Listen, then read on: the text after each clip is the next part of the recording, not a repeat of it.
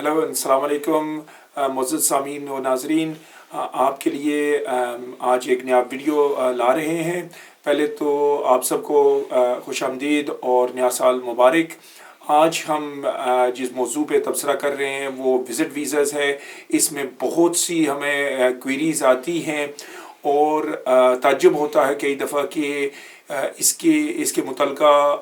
इतनी गलतफहमियाँ होती हैं कि किस तरह विज़िट वीज़ा के केसेस को मजबूत किया जाए। तो आज हम आपको कुछ इन्फॉर्मेशन देने जा रहे हैं जिसकी वजह से उम्मीद है कि आप मुस्तफ़ीज़ होंगे और अपने अपने केसेस की बेहतर से बेहतर तैयारी कर सकेंगे ताकि आपकी कामयाबी के चांसेस जो हैं वो बढ़ सकें। हमेशा की तरह एक ज़रूरी बात सबसे पहले कि ये वीडियोस जो हैं ये आपकी जनरल रहनुमाई के लिए हैं। ये कानूनी मशवरा नहीं है। अगर आपको कानूनी मशवरा चाहिए तो हमारी टीम से रब्ता कीजिएगा वो आपकी भरपूर रहनुमाई करेंगे। अच्छा, तो विज़िट वीज़े की जो रिक्वायरमेंट्स हैं उसकी चंद रिक्वायरमेंट्स हैं, मगर मैं उन चीज़ों पे तवज्जो करना चाहता हूँ जिन पे सबसे ज़्यादा मुश्किलात जो हैं क्लाइंट्स को पड़ती हैं। तो पहले तो सबसे अहम रिक्वायरमेंट ये है कि आपका ट्रिप का इरादा जो है वो जेन्युइन है और आपका इरादा है वापस जाने का। और ये इशू जो है वो सबसे ज़्यादा मुश्किलात पैदा करता है। इससे हट के जो मेन रिक्वायरमेंट्स हैं वो यही हैं कि आप अपने ट्रिप की अखराजात जो हैं वो बर्दाश्त कर सकेंगे और आप अपने वापसी के ट्रिप की जो अखराजात है, टिकट जो है उसका ख़र्चा भी आपके पास है। तो अखराजात के मसाइल में मैं तो समझता हूँ अमूमन बेहतर ये होता है कि अगर स्पॉन्सर ये शो कर सकें कि वो आपका ख़र्चा जो है बर्दाश्त कर सकें। और इसमें इतनी बड़ी कोई रिक्वायरमेंट होती भी नहीं है। अगर किसी के पास दो तीन हज़ार पाउंड सेविंग्स हैं तो वो इस चीज़ के लिए काफ़ी होंगे, क्योंकि मेन जो ख़र्चा होता है वो एयरलाइन टिकट का होगा, वो 500-700-800 पाउंड के गेड़ में होगा। उसके अलावा अमूमन लोग आते हैं फैमिली के साथ रहते हैं तो कोई और मज़ीद ख़र्चा आपका नहीं होता। तो अगरचे यूके स्पॉन्सर कहें कि वो ये ख़र्चा बर्दाश्त करेंगे, अपनी पे स्लिप्स, अपनी बैंक स्टेटमेंट्स साथ लगाएं और 2-3 हज़ार पाउंड के गेड़ में उनकी सेविंग्स हों तो ये काफ़ी होगा। तो अभी हम उस मसले की तरफ आते हैं जो सबसे ज़्यादा मुश्किलात खड़ी करता है, और वो ये है कि आपके इरादे क्या हैं। क्या आप वाकई इस ट्रिप के बाद वापस चले जाएंगे? और अमूमन क्लाइंट्स कहते हैं जी हम बिल्कुल प्रॉमिस करते हैं कि वापस चले जाएंगे। देखें, विज़िट वीज़ा में यही तो कहना पड़ता है, और ना सिर्फ कहना पड़ता है मगर आपको साबित करना पड़ता है कि वाकई यही आपका इरादा है। और आपके इरादे की तर्जमानी किस तरह की जाती है? वो वीज़ा अफसर जो है वो आपके माली हालात वहाँ आपके मुल्क में देखते हैं। तो ये एप्लीकेंट जो यहाँ आना चाहते हैं उनके इरादे की बात हो रही है। तो उनके वहाँ के माली हालात, उनके फैमिली हालात, ये सारे मद्देनज़र रखे जाते हैं और उनके मद्देनज़र वीज़ा अफसर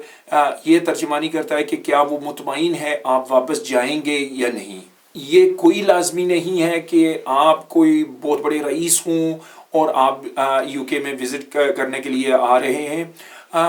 देखें, अगर आपकी कोई भी इनकम नहीं है तो ये भी काफ़ी है, मगर ये है कि आपने अपनी हालात को भरपूर तरीके से बयान करना है और आप उनको मुतमईन इस तरीके से भी कर सकते हैं कि उनकी फैमिली टाइज़ जो हैं वहाँ वो उस मुल्क में पाकिस्तान, इंडिया, बांग्लादेश जहाँ भी है वो इतनी मजबूत हैं कि वो उनको वापस खींचेंगी और वो वापस अपनी ट्रिप के बाद चले जाएंगे। हमारे बर्रे सगीर के ममालिक में जो सबसे बड़ी मुश्किलात एप्लीकेंट्स को आती है वो ये कि साबित करना कि उनकी इनकम का ज़रिया क्या है। इनकम अमूमन होती है मगर उसको भरपूर तरीके से एविडेंस करना जो है उसमें मुश्किलात आती हैं, क्योंकि वहाँ की इकोनॉमीज़ जो हैं ज़्यादातर कैश इकोनॉमीज़ हैं, पैसे कैश में लिए जाते हैं, प्रॉपर बैंकिंग ट्रांजैक्शंस नहीं होते। तो अगर आप विज़िट करना चाहते हैं यूके में तो ये ज़रूरी है कि एक तरतीब से आप अपने बैंक अकाउंट्स को इस्तेमाल करें। जो भी आपकी इनकम है वो अकाउंट में डालें। अगर आप कहते हैं कि 50,000 रुपया आपकी माहाना आमदन है تو وہ فگر جو ہے آپ کے اکاؤنٹ میں ماہانہ جانا چاہیے، اس سے زیادہ نہیں۔ اور یہ بھی ذہن میں رکھیں کہ اگر تھوڑے پیسے ہونا یا نہ پیسے ہونا شاید ایشوز کریٹ کرے، مگر اگر آپ کہتے ہیں کہ میری 50,000 ماہانہ آمدن ہے اور لاکھوں روپے اکاؤنٹ میں جا رہے ہیں ماہانہ، تو یہ بھی ایشو ہوتا ہے، کیونکہ ویزا آفسر یہ سمجھتے ہیں کہ آپ اگر کہتے ہیں میری انکم 50,000 ہے اور اس سے زیادہ انکم جا رہی ہے تو آپ ہمیں نظر بند کر رہے ہیں، اور یہ ویزے کے لیے ہی ہمیں دکھانا چاہتے ہیں کہ اتنی بڑی رقم آپ کے پاس ہے، اور یہ آپ کے حق میں نہیں ہوتا۔ تو جو بھی آپ کا ذریعہ آمدن ہے، چاہے کھیتی باڑی سے ہے، چاہے آپ کے پاس وہاں کوئی گاڑی ہے، کوئی ٹیکسی آپ چلاتے ہیں، یا اور کوئی چھوٹی موٹی بزنس آپ کرتے ہیں، یہ ضرور ذہن میں رکھیں کہ آپ جو بھی انکم ہے ماہانہ وہ کوشش کریں کہ وہ آپ کے اکاؤنٹ میں جائے، اور اس میں سے پھر آپ نکلوا کے جو بھی آپ کے اخراجات ہیں وہ آپ پورے کریں۔ تو انکم سے زیادہ جو ہے اکاؤنٹ میں پیسے نہیں جانے چاہیے۔ اور سب سے زیادہ جو چیز جو ایشوز کریٹ کرتی ہے ان کیسز میں یہ ہے کہ اپلیکیشن سے فوری پہلے ایک بڑی رقم اکاؤنٹ میں ڈالی جاتی ہے، تو یہ آپ سمجھ لیں آپ کے کیس کے لیے ایک زہر کا ٹیکہ ہے، اور اس سے جو ہے آپ بچیں۔ وہی جو انکم آپ نے ڈکلیئر کی ہے وہی انکم آپ کے اکاؤنٹ میں جانی چاہیے۔ اور اگر انکمز نہیں بھی ہیں، دیکھیں ہمارے ملکوں میں عموماً جو ہیں وہ عورتیں وہ کام نہیں کرتی، وہ اپنے پارٹنرز یا فیملی ممبرز پہ ڈیپینڈنٹ ہوتی ہیں، تو ان کی انکم نہیں ہے تو تب بھی خیر ہے، آپ ان کے حالات جو ہے پراپرلی بیان کریں، پھر دکھائیں کہ ان کے جو فیملی ممبرز ان کو سپورٹ کرتے ہیں ان کا ذریعہ آمدن کیا ہے، اور اس میں بھی یہی ترتیب آپ کو استعمال کرنی چاہیے کہ ان کے اکاؤنٹس جو ہیں وہ زیادہ بڑھا چڑھا کے نہ آپ شو کریں۔ جو ایک انکم آپ کہتے ہیں وہ ماہانہ ایک ترتیب کے ساتھ جاتی رہے، اور یہ ترتیب کم از کم 3 سے 6 مہینے کے لیے ہونی چاہیے، تاکہ آپ کے پراپرلی اگلے کو جو ہے مطمئن کر سکیں کہ واقعی یہی آپ کی انکم ہے اور ایک لگاتار ایک پیریڈ سے آپ کے اکاؤنٹ میں آ رہی ہے۔ تو بہتر تو یہ ہوگا کہ جتنا زیادہ عرصہ آپ شو کر سکیں ایک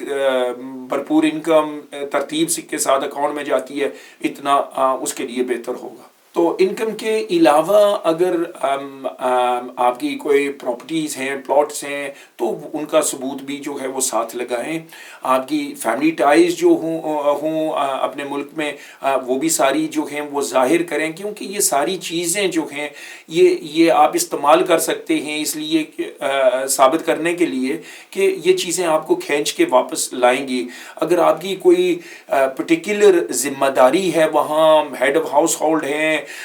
کسی کی دیکھ بھال کر رہے ہیں، تو ان چیزوں کو بھی ظاہر کریں، اجاگر کریں اپلیکیشن میں کہ یہ چیزیں آپ کو واپس اپنے ملک میں کھینچے گی۔ تو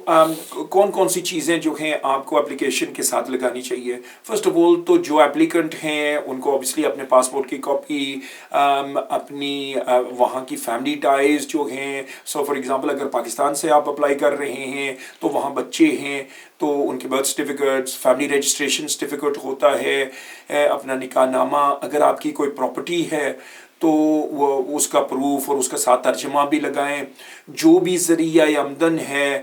وہ شو کریں کہ وہ پیسے آپ کے اکاؤنٹ میں جا رہے ہیں۔ اگر تو کوئی کسی ملازمت کر رہے ہیں تو وہ پے سلپس ان کے پاس ہوں تو وہ بہتر ہے۔ اگر کوئی سیلف امپلائڈ ہے، جیسے کہ ہمارے ملکوں میں زیادہ تر ہوتا ہے، تو ماہانہ جو ایک آمدن ہے وہ اکاؤنٹ میں آپ کے جائے، اور بینک سٹیٹمنٹس بھی آپ ساتھ پرووائڈ کریں، 6 مہینے کی، سال کی، جتنی زیادہ ہو سکیں اور ایک ترتیب سے آ رہی ہیں وہ بہتر ہوں گی۔ اگر آپ کے پاس کوئی ٹیکس ریٹرن ہے تو وہ ڈاکیومنٹس بھی ساتھ لگائیں۔ کوئی اور مزید پراپرٹی ہے، پلاٹس ہیں، یہ وہ جو مالیت آپ کی شو کرتے ہیں تو وہ ڈاکیومنٹیشن بھی ساتھ لگائیں۔ تو یہاں یو کے اسپانسر جو ہیں آپ کے، وہ اپنا پاسپورٹ لگائیں گے، وہ ایک اسپانسرشپ ڈکلیریشن عموماً کی جاتی ہے، ساتھ میں وہ اپنی پے سلپس، بینک سٹیٹمنٹس، یا اگر سیلف امپلائڈ ہیں تو اپنا ٹیکس ریٹرن ساتھ لگائیں۔ وہ اپنے proof of ownership of property جو ہے وہ ڈاکیومنٹس ساتھ لگائیں۔ اینڈ یہی کچھ ڈاکیومنٹس جو ہیں وہ اپلیکیشنز کے ساتھ دی جاتی ہے. اگر آپ کی کوئی پرٹیکولر اور ایشو ہے، فار ایگزامپل ایک خصوصی وجہ ہے آپ کی یو کے میں آنے کی، کوئی رشتہ دار بیمار ہے تو کوئی میڈیکل ایویڈنس اس کا ہے، یا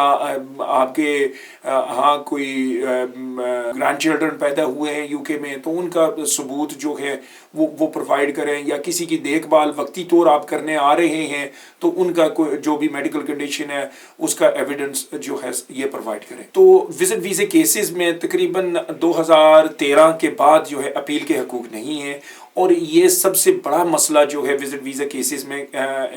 کھڑا کرتی ہے یہ چیز، کہ کیونکہ ویزا آفیسر کو معلوم ہے کہ میرا فیصلہ جو ہے وہ کوئی چیلنج نہیں کر سکتا، تو اس وجہ سے جو فیصلے بھی کیے جاتے ہیں وہ اتنے کمزور ہوتے ہیں اور اچھے طریقے سے کیسز کنسیڈر نہیں کیے جاتے.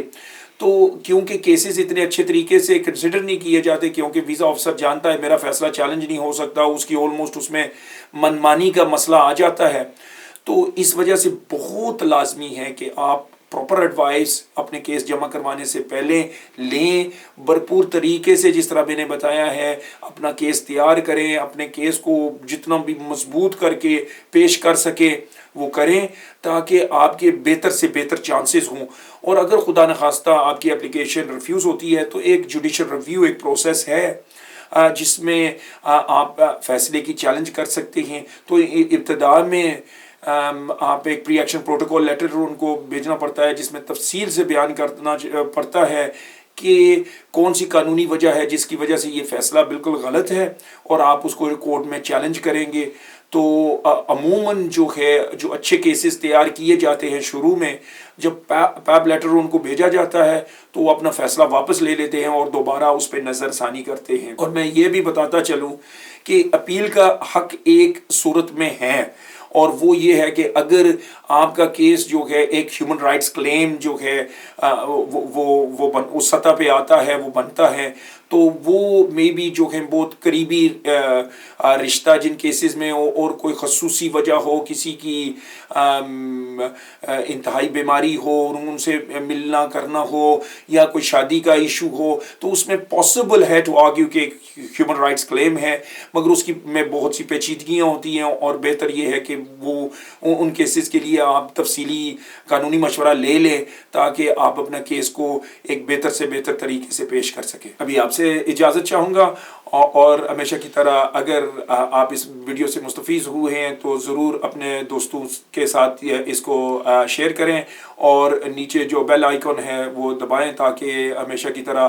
آپ کو جو بھی ہم ویڈیوز جاری کرتے ہیں ان کی نوٹیفیکیشن آ جائے، اور آخر میں اس کو لائک، شیئر اور سبسکرائب کریں.